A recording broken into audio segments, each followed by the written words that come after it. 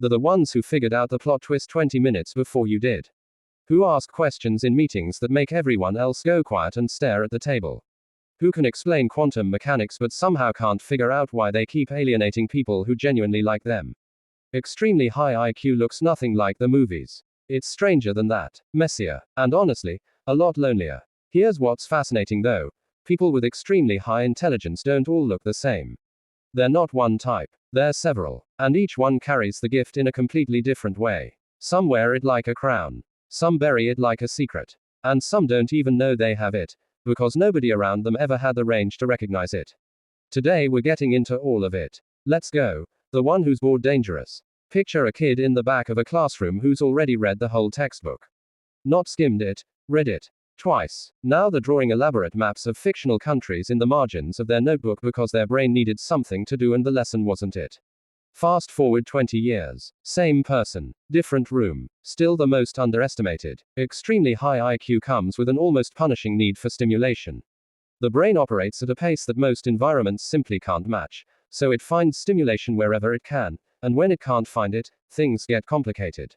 This is why extraordinarily intelligent people sometimes make baffling life choices. The reckless career pivot, the inexplicable new obsession, the project that consumed 6 months and then got abandoned the moment it stopped being a puzzle.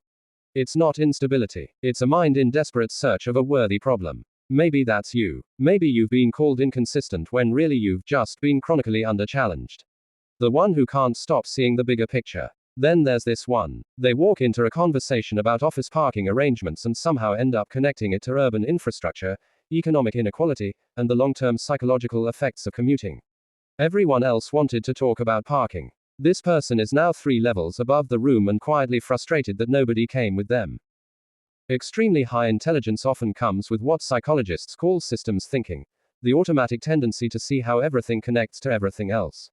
It's not showing off. The connections are just there, visible, loud, and hard to turn off. The challenge is that most conversations aren't designed for that level of depth, so these people spend a lot of time translating themselves down, simplifying, abbreviating, leaving the best parts out just to stay in the room.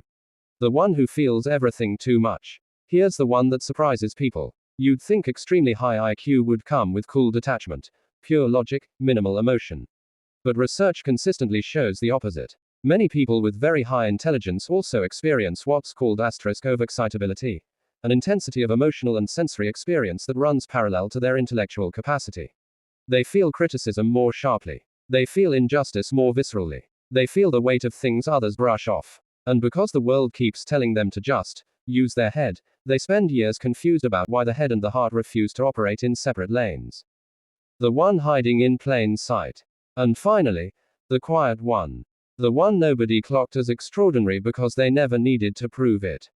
They sit back, observe, speak rarely but precisely, and leave conversations having said 3 sentences that somehow contained everything. They've learned, usually the hard way, that visibility invites challenge, and challenge invites exhaustion.